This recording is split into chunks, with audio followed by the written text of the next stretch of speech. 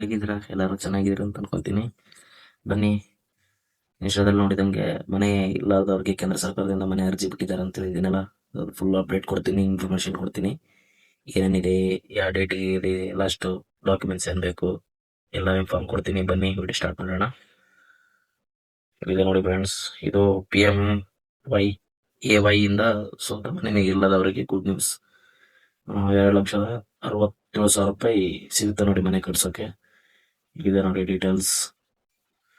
ಹಂಗೆ ಕೆಳಗಡೆ ಬಂದ್ರೆ ಪ್ರಧಾನ ಮಂತ್ರಿ ಆವಾಸ್ ಯೋಜನೆ ಎಂದರೇನು ಅಂದ್ರೆ ಇದು ಯಾವ ಉದ್ದೇಶದಿಂದ ಇದೆ, ಯಾವ ಇಶ್ಯೂಯಲ್ಲಿ ಸ್ಟಾರ್ಟ್ ಆಗಿದೆ ಇಲ್ಲ ಕೊಟ್ಟಿದ್ದಾರೆ ನೋಡಿ ಹಿಂಗೆ. ಆಮೇಲೆ ಮತ್ತೆ ಈ ಯೋಜನೆ ಬೆಂಬಲಿಸಿದರು ಇದೊಂಚೂರು ನೋಡ್ಕೊಳ್ಳಿ. ಅದಾದ್ಮೇಲೆ ಇಲ್ಲಿ ಕೊಟ್ಟಿದ್ದಾರೆ ನೋಡಿ ಪ್ರಧಾನ ಮಂತ್ರಿ ಆವಾಸ್ ಯೋಜನೆ ವಿಧಗಳು, ಅಂದ್ರೆ ಏನು ಯಾವಲ್ಲಿ ಇರ್ಬೇಕು ಏನೇನು ಅಂತೇಳಿ ಎಲ್ಲ ಕೊಟ್ಟಿದ್ದಾರೆ ನೋಡಿ ಇಲ್ಲಿ. ಗ್ರಾಮೀಣದವ್ರಿಗೆ ಏನಿದೆ ಹೆಂಗ್ ಅಂತೇಳಿ. ಅದಾದ್ಮೇಲೆ ಮತ್ತೆ ನಗರ ಪ್ರದೇಶದವರು ಯಾವ ತರ ಇರ್ಬೇಕು ಎಲ್ಲಿ ಅಂತ ಹೇಳ್ಕೊಟ್ಟಿದ್ದಾರೆ ನೋಡಿ. ಬಾಡಿಗೆ ಮನೆ ವಾಸಿಸುವವರು ಮತ್ತೆ ಸ್ವಂತ ಮನೆ ಖರೀದಿಸಲು ಇದೆಲ್ಲ ಕೊಟ್ಟಿದ್ದಾರೆ ನೋಡಿ. ಅದಾದ್ಮೇಲೆ ನಿಮಗೆ ಎಷ್ಟು ಸಬ್ಸಿಡಿ ಸಿಗುತ್ತದೆ ಅಂದ್ರೆ ಇಲ್ಲಿದೆ ನೋಡಿ, ಸಬ್ಸಿಡಿ ಎಷ್ಟು ಸಿಗುತ್ತೆ. ಫಲಾನುಭವಿಗಳ ಸಹಾಯವನ್ನು ಪಡೆಯುತ್ತಾರೆ. ಬಲವು ಪ್ರದೇಶಗಳು, ಗುಡ್ಡ ಗಾತ್ರಗಳು, ಕರಿಣ ಪ್ರದೇಶಗಳು ಇದೆ ನೋಡಿ. ಇದೊಂಚೂರು ನೋಡ್ಕೊಳ್ಳಿ, ಎಷ್ಟು ಸಬ್ಸಿಡಿ ಸಿಗುತ್ತೆ, ಎಷ್ಟು ಏನಂತ ಹೇಳಿ ಎಲ್ಲ ಅಪ್ಡೇಟ್ ಇದೆ ನೋಡಿ ಇಲ್ಲಿ ಒಂಚೂರು. ಅದಾದ್ಮೇಲೆ PMAG 90 ದಿನ ಸಾಲಿ ಸಮಾನ 20,000ಕ್ಕಿಂತ ಹೆಚ್ಚು ಪ್ರಮಾಣ ಪ್ರದೇಶ ಮನೆ ಕಟ್ಟುವುದು ಬಿಡಿ. ಅದಾದ್ಮೇಲೆ ಪ್ರಧಾನ ಮಂತ್ರಿ ಆವಾಸ್ ಯೋಜನೆ ಅರ್ಹತೆ ಮಾನದಂಡಗಳು ಅಂದ್ರೆ ಏನ್ ಉದ್ದೇಶ ಇದೆ ಏನೇನಂತ ಹೇಳಿ ಕೊಟ್ಟಿದ್ದಾರೆ ನೋಡಿ ಇಲ್ಲಿ. ಇದೆ ನೋಡಿ, ಯಾವುದೇ ತಮ್ಮ ಹೆಸರಿನಲ್ಲಿ ಅಥವಾ ಯಾವುದೇ ಕುಟುಂಬದ ಸದಸ್ಯರ ಹೆಸರಲ್ಲಿ ಪಕ್ಕ ಮನೆ ಹೊಂದಿರಬಾರದು. ಇದೆ ನೋಡಿ, ಈಗ ಭಾರತದ ಎಲ್ಲ ತಮ್ಮ ಹೆಸರಿನಲ್ಲಿ ಇದೆ ಮನೆ ಪಕ್ಕ ಮನೆ ಹೊಂದಿರಬಾರದು ಅಂತಿದೆ. ಮನೆ ಇರ್ಲಾರ್ದವ್ರಿಗೆ ಮತ್ತದ ಹಿಂದೆ ಯಾವುದೇ ಸರ್ಕಾರ ಯೋಜನೆ ಅಡಿಯಲ್ಲಿ ಪ್ರಯೋಜನಗಳು ಪಡೆದಿರಬಾರದು ಅಂದ್ರೆ ಏನಾದ್ರೂ ಹಿಂದಗಡೆ ಯಾವ್ದಾದ್ರು ಏನಾದ್ರು ಗೌರ್ಮೆಂಟ್ ಇಂದ ಸೌಲಭ್ಯ ತಗೊಂಡಿದ್ರೆ ವಸತಿ ಅದು ಬರಲ್ಲ. ಮತ್ತೆ ಇಲ್ಲಿದೆ ನೋಡಿ ಹಿಂಗೆ ಮನೆ ನಿರ್ಮಾಣಕ್ಕೆ ಮತ್ತೆ ಖರೀದಿಸಕ್ಕೆ ಮತ್ತೆ ಹಾಗೆ ಸ್ವಂತ ವಸತಿ ಮನೆ ವ್ಯವಸ್ಥೆ ಮತ್ತು ಸುಧಾರಿಸಿದ ಅಂದ್ರೆ ಇಲ್ಲಿದೆ ನೋಡಿ. PMI ಲಾಸ್ಟ್ ಅರ್ಜಿ ಅಗತ್ಯವಿರುವ ದಾಖಲೆಗಳು ಅದನ್ನು ಕೊಟ್ಟಿದ್ದಾರೆ ನೋಡಿ. ಆಧಾರ್ ಕಾರ್ಡು ಮತ್ತೆ ಬ್ಯಾಂಕ್ ಪಾಸ್ಬುಕ್ ಅಂದ್ರೆ ಆಧಾರ್ ಕಾರ್ಡ್ಗೆ ಲಿಂಕ್ ಆಗಿರೋದು.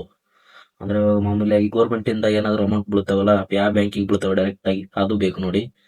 ಅದಾದ್ಮೇಲೆ ಒಂದು ಪ್ಯಾನ್ ಕಾರ್ಡು ಮತ್ತೆ ಆದಾಯ ಪ್ರಮಾಣ ಪತ್ರ, ಅದಾದ್ಮೇಲೆ ಜಾತಿ ಪ್ರಮಾಣ ಪತ್ರ, ಇಲ್ಲಿ ನೋಡಿ SC ST OBC, ಮತ್ತೆ ಪಡಿತರ ಚೀಟಿ ಅಂದ್ರೆ ರೇಷನ್ ಕಾರ್ಡು.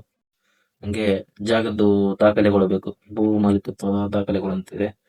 ಆಮೇಲೆ ಅದಾದ್ಮೇಲೆ ಪಾಸ್ಪೋರ್ಟ್ ಒಂದು ಫೋಟೋ ಬೇಕು. ಆಮೇಲೆ ಏನಿದೆ ಫ್ರೆಂಡ್ಸ್, ಪ್ರಧಾನ ಮಂತ್ರಿ ಆವಾಸ್ ಯೋಜನೆ ಅರ್ಜಿ ಸಲ್ಲಿಸುವುದು ಹೇಗೆ ಅಂದ್ರೆ ಅದಕ್ಕೆ ಅರ್ಜಿ ಸಲ್ಲಿಸ್ಬೇಕಂದ್ರೆ ಯಾವ ತರ ಅರ್ಜಿ ಸಲ್ಲಿಸ್ಬೇಕು ಸ್ಟೆಪ್ ಬೈ ಸ್ಟೆಪ್ ತೋರಿಸ್ಕೊಟ್ಟಿದ್ದಾರೆ ಇಲ್ಲಿ. ಅಕಸ್ಮಾತ್ ನಿಮ್ಗೆ ಏನಾದ್ರು ಗೊತ್ತಾಗ್ಲಿಲ್ಲ ಅಂದ್ರೆ ನಾನು ಕಾಂಟ್ಯಾಕ್ಟ್ ಮಾಡಿ ಅದು ಅಪ್ಲಿಕೇಶನ್ ಹಾಕಿ ಕೊಡ್ತೀನಿ.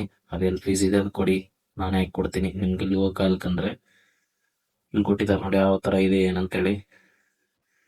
ಮತ್ತೆ ಆಫ್ಲೈನ್ ನಲ್ಲಿ ಅರ್ಜಿ ಸಲ್ಲಿಸೋದು ಅಂದ್ರೆ ಇಲ್ಲಿದೆ ನೋಡಿ ಆಫ್ಲೈನ್.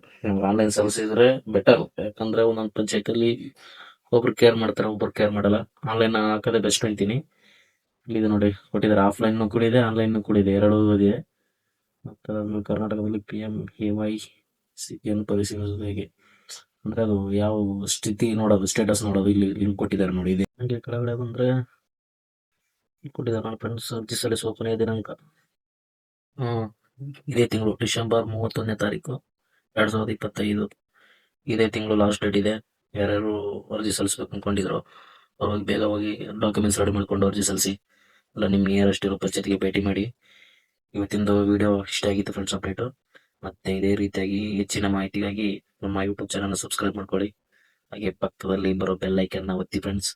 ಮತ್ತೆ ನನ್ನ ಇಷ್ಟ ಕೂಡ ಫಾಲೋ ಮಾಡ್ಕೊಳ್ಳಿ, ಯಾಕಂದ್ರೆ ಫಸ್ಟ್ ಇಷ್ಟದಲ್ಲೇ ಹಾಕೋದು. ಏನ್ ಅಪ್ಡೇಟ್ ಇದ್ರು ಕೂಡ ಇಷ್ಟನ ಫಾಲೋ ಮಾಡ್ಕೊಳ್ಳಿ.